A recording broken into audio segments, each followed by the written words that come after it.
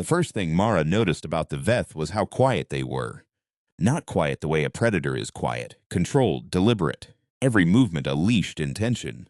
The Veth were quiet the way a glacier is quiet. They didn't hunt, they didn't pursue.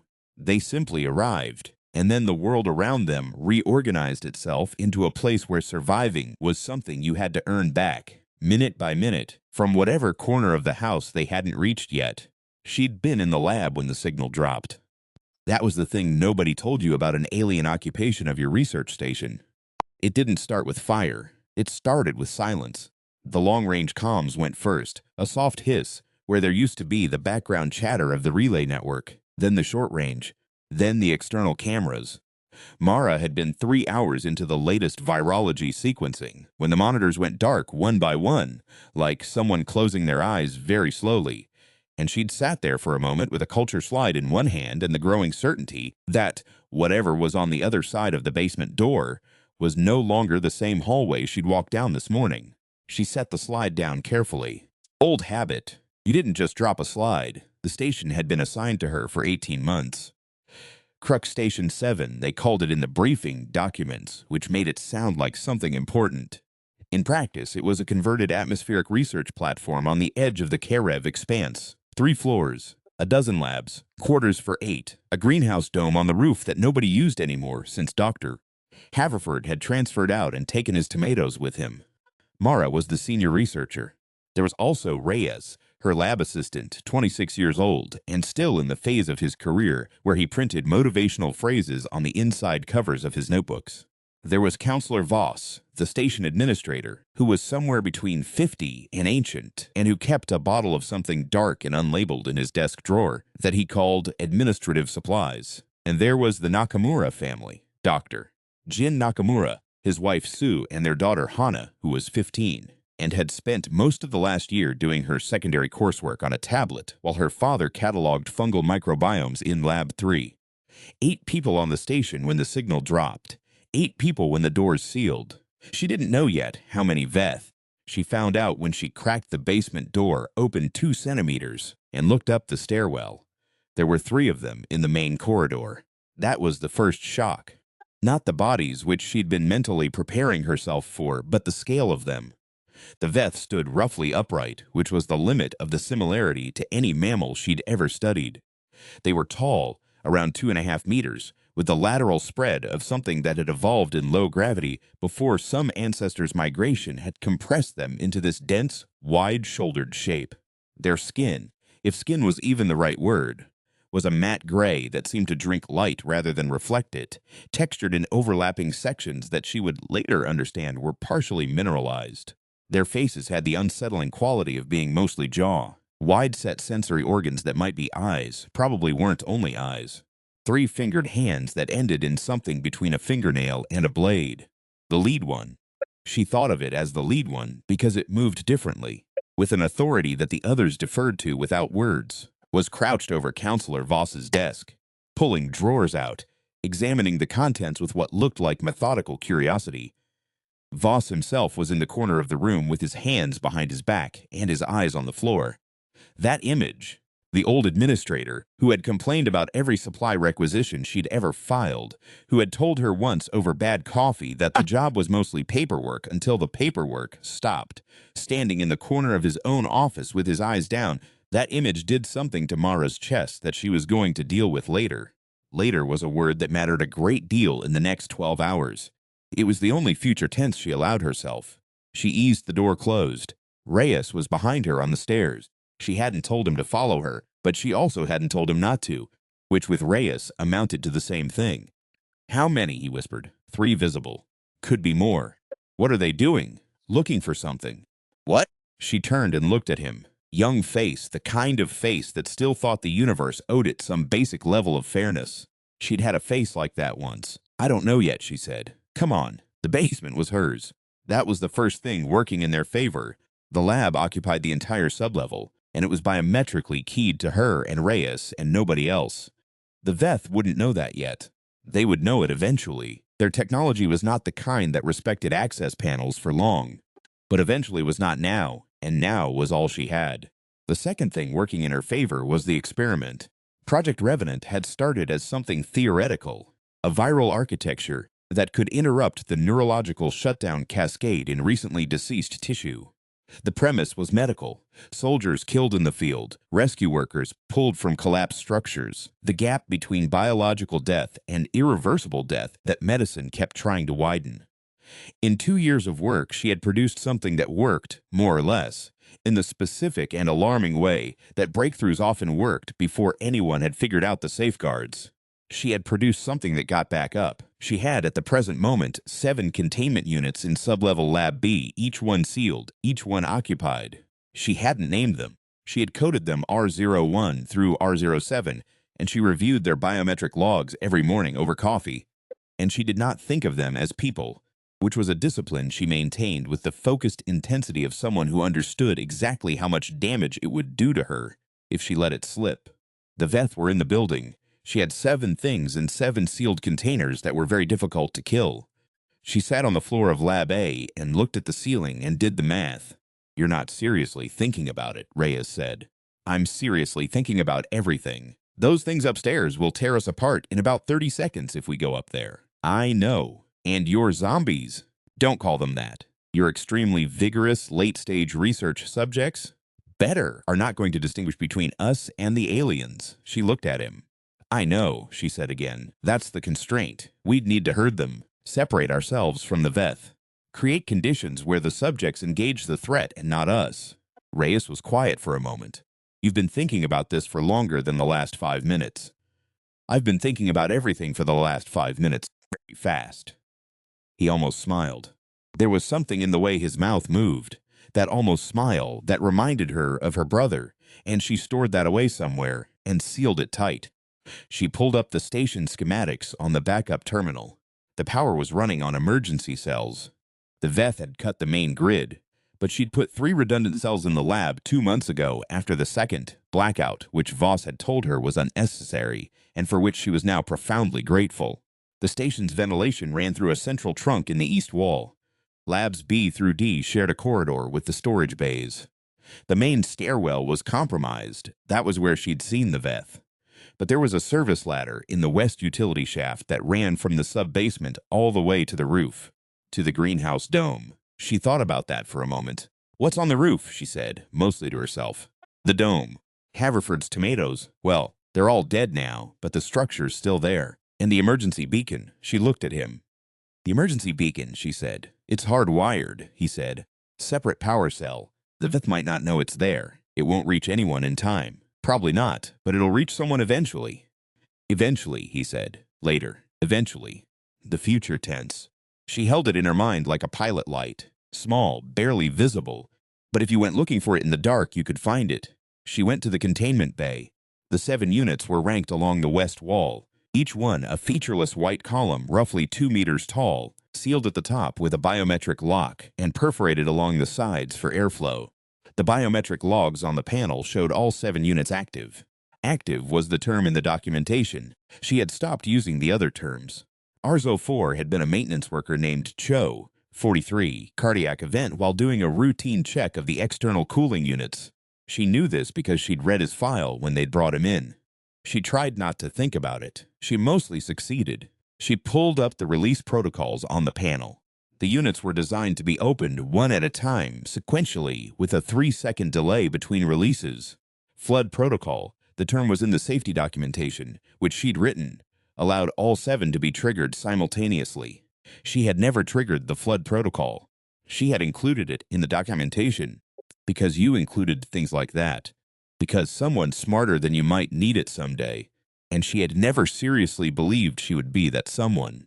She put her thumb on the reader. "Wait," Reyes said. She waited. "The Nakamuras," he said, "Jin and Sue and Hana. If they're still alive up there." "I know. We can't just—" "I know." She turned to face him. "That's why we're not triggering anything yet. We have to find them first. Get them down here, or at least know where they are, before we open anything." He let out a slow breath. "Okay. I'm going up the service shaft. I'm coming with you." She looked at him for a moment, the young face, the notebook with the motivational phrases, and she wanted to tell him to stay. She wanted to tell him that someone needed to be down here managing the containment, which was true, and also she wanted to tell him that he was 26 years old. and his whole life was a thing that existed in front of him, which was also true. And she said neither of these things because he was already moving toward the utility shaft door, and because the truth was she needed him. The shaft was narrow and dark and smelled like recycled air. She climbed. Reyes climbed below her. She counted floors by the painted markers on the rungs: sublevel, ground, level 1, level 2. At each landing she paused, listened, heard nothing. The second floor was the residential quarters. She eased the shaft door open 2 centimeters, the same 2 centimeters she'd used on the basement door, which she was beginning to think of as her standard operating aperture for apocalyptic situations. 2 Veth in the corridor. She recognized one of them. The same lateral body mass, the same authority in its posture as the lead from Voss's office. The second was smaller, moving quickly, checking doors. A third figure was on its knees at the end of the corridor. Hana Nakamura, 15 years old, still in her school uniform, her tablet face down on the floor beside her. Her hands were in front of her. She was staring at a fixed point on the wall with the concentration of someone who had decided that if they stared hard enough at one thing, the other things would stop being real. Behind her, through the open door of the family quarters, Mara could see Jin and Sue Nakamura on the floor, not moving. She looked for a long moment. Sue's hand was on Jin's arm. Neither of them was moving, but their chests were. She looked for this specifically, counted, rising. Unconscious, not dead, not yet. The smaller Veth had found something in one of the rooms and was bringing it to the lead. Some piece of equipment. She recognized the portable sequencer from Lab 3. Jin's sequencer. The lead examined it, turned it in those 3-fingered hands, set it against the wall with a careful deliberateness that she filed away as significant. They weren't destroying things. They were collecting. She had about 30 seconds before the smaller Veth checked the next door. She pulled the shaft door closed without a sound. Parents are unconscious, she murmured to Reyes. Hannah is upright. 2 Veth on that floor. Can we get to her? Not without being seen. We'd need a distraction. She thought for 3 seconds. 3 seconds was enough. Go back down, she said. To Lab A, on the east bench, there's a portable oscillation unit, the big one, silver case. Run the frequency sweep the whole range, starting at subsonic. It'll produce a harmonic through the ductwork. He stared at her. That'll just attract them. Yes. You want them to come toward the noise. I want them to come toward the noise on this side of the building. I want Hana to have a window to move. How'd you get her? I'll be up here when they move. He looked at her for another moment with the expression of someone who was doing a kind of emotional accounting, tallying up the risk and the trust and the probability distributions, and coming to a number that wasn't great but was the best available. Don't get killed, he said. That's the plan. She waited in the shaft while he descended. She counted heartbeats. Her own, steady. Not as fast as she would have expected. Something about extreme necessity apparently having a calibrating effect on her autonomic nervous system. And after approximately 90 seconds, she heard it. A low, subharmonic rumble, threading up through the ductwork. The kind of sound that didn't quite reach the ear, but registered somewhere behind the eyes. Through the 2-centimeter gap, she watched the Veth respond. It was fascinating in the narrow and dissociative way that things are fascinating when terror has pushed you past the processing limit. Both of them turned their wide-set sensory organs toward the east wall. The lead made a sound she couldn't describe. Not a word. Not in any linguistic register she had any access to, but it had the shape of a command. And both of them moved toward the sound, away from Hana, away from the Nakamura quarters, toward the east corridor. She had the door open before they rounded the corner. Hana looked up at her, and Mara put one finger to her lips, and Hana stood up with the controlled coordination of a person who had been waiting for exactly this, and nothing else for however long she'd been on her knees. Smart kid. Smart kid. She got her into the shaft. She got the door closed. She went back for Jin and Sue. Jin was heavier than she expected, some density to him she hadn't anticipated from a mycologist. Hana and Mara taking one arm each while Sue regained consciousness on the floor and then got to her feet without being asked, because some people are like that. Some people climb before you can offer a hand, down the shaft. All 5 of them, in the dark not speaking, their breathing and the soft percussion of hands and feet on rungs the only sound, down into the basement, into the lab, into the light. Voss was not with them. She didn't know where Voss was. She filed that fact in the later column and didn't look at it directly. There are 7 containment units in Lab B, she said, when they were all standing in Lab A and the shaft door was sealed behind them. Jin was sitting on the floor against the east wall, still glassy, Sue's hand on his shoulder. Hana was standing. Hana had not stopped standing since the shaft. What's in them is something I've been working on for 2 years. They respond to movement and heat. They don't respond to communication. They don't respond to reason or appeal or memory or anything that was once in the person they came from. She stopped. That's the important part. They were people. They're not people anymore. What they are is a problem that I can turn into our solution if we can create the right conditions. Jin was looking at her now, eyes focusing. The Revenant Project, he said. Yes, I heard about it. Read the early papers. Then you know what they do. He was quiet for a moment. Sue's hand pressed on his shoulder, a steady pressure. What do you need? Jin said. What she needed was time. And a path. And Reyes back from the oscillation unit. And a way to get the Veth concentrated in a space where she could release the containment units without that space being the same one any of them occupied. She got most of it. Reyes came back with 4 minutes to spare before the lead Veth apparently decided that subharmonic resonance was a lower priority investigation than whatever they'd been doing in the East labs, because the footsteps on the floor above them shifted and moved toward the main stairwell. She pulled up the station schematics again. Lab C, large footprint, central location, 2 entry points she could seal from outside. It was also where Jin had left his portable sequencer before the Veth had collected it. They're after the research, Reyes said, watching the schematics. Jin's microbiome work? Or yours, he said. She thought about that. The Veth weren't destroying things. They were collecting. A medical scientist's viral research on tissue regeneration, on the neurological bridge between death and continued biological function. She didn't know enough about Veth biology to know if that was something they'd want. She didn't know enough about why they were here at all. The Expanse was a mapped zone, a protected research corridor. Crux Station 7 had a flag, a registration, a treaty marker, none of which had apparently mattered. She filed that too. The later column was getting crowded. If they're coming for the research, she said, they'll come here eventually. Which means we need to move, Reyes said. Which means we move now. The plan, such as it was, Jin and Sue and Hana up the west shaft to the roof dome.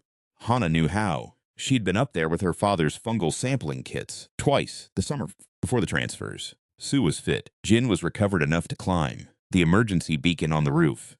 Hardwired, separate power cells, still active. She didn't know if it would reach anyone in time. She knew it would reach someone, eventually. And eventually was better than nothing.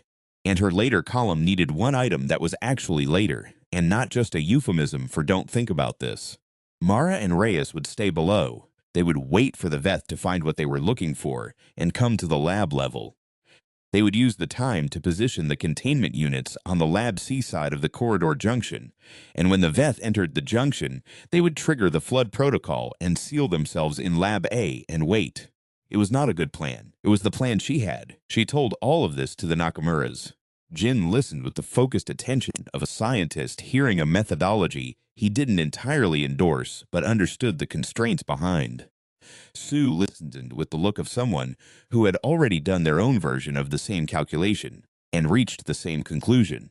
Hana listened with the look of a 15-year-old who had been on her knees in a corridor for 2 hours and had decided that she was not going to process anything she couldn't act on until later. Mara recognized that look. She had been that person once. It was not the worst thing to be. She got them to the shaft door. She stopped Hana with a hand on her arm. "The beacon," she said. "It's a simple trigger. Red panel on the east wall of the dome. You'll see it. Hit it once, hard." Hana looked at her, 15 years old, clear eyes. "Is it going to work?" Hana said. Mara looked back. She thought about the various things you could say in this situation. The reassurances, the probabilities, the careful hedging of a scientist who had spent 18 months in a building alone with data, and the specific solitude of deep research. She thought about what her mother used to say when Mara was small and afraid. That being afraid was the proof the thing mattered, and the thing mattering was the reason to move. "I don't know," Mara said. "Hit the beacon anyway." Hana nodded, went up the shaft. Mara stood at the shaft door and listened to 3 sets of feet ascending into the dark, and then there was nothing but the hum of the emergency cells and the sound of Reyes behind her running cable from the containment units. She turned around and went to work. Moving the containment units from Lab B to the corridor junction was 30 minutes of the hardest physical work she'd done since a demolition crew training rotation 8 years ago. The units were not designed to be portable. They were designed to be exactly where she'd put them, and she and Reyes moved them on a wheeled transport rack, two at a time, slowly, with the constant awareness of footsteps on the floor above. The Veth had found the lab-level access by then. She could hear them. Not the same silence as before, but a purposeful, searching movement. Methodical. They were getting closer. She got all 7 units into position. She ran the sealing protocols on Lab C, both entry points, external magnetic locks, triggered from her panel. Whatever went into Lab C would not easily come out of Lab C. She went back to Lab A with Reyes. She stood at the door and looked at the corridor, at the 7 white columns in their ranked positions, at the dark junction where the corridor from the stairwell met the corridor from the labs, at the geometry of what she'd built here. And she felt something that wasn't quite confidence and wasn't quite fear. A third thing. The thing that lives between them when you've done everything you can do and the outcome is still not determined. Ready, Reyes said. Almost, she said. She thought about Voss. She thought about the old administrator in the corner of his office, with his eyes on the floor. And she thought about what later could possibly mean for him. And she decided that later meant something, or it meant nothing. And either way, you behaved as if it meant something. Because the alternative was a thing she wasn't willing to be. She put her thumb on the flood protocol panel. The Veth came down the stairwell in a cluster. She saw them on the internal camera, the one remaining internal camera, a dust-caked unit in the ceiling of the junction that still had power. 3, 4, 5 of them, the lead with its authority and the others in a loose formation behind it. 5 Veth, more than she'd expected. She absorbed the number without comment.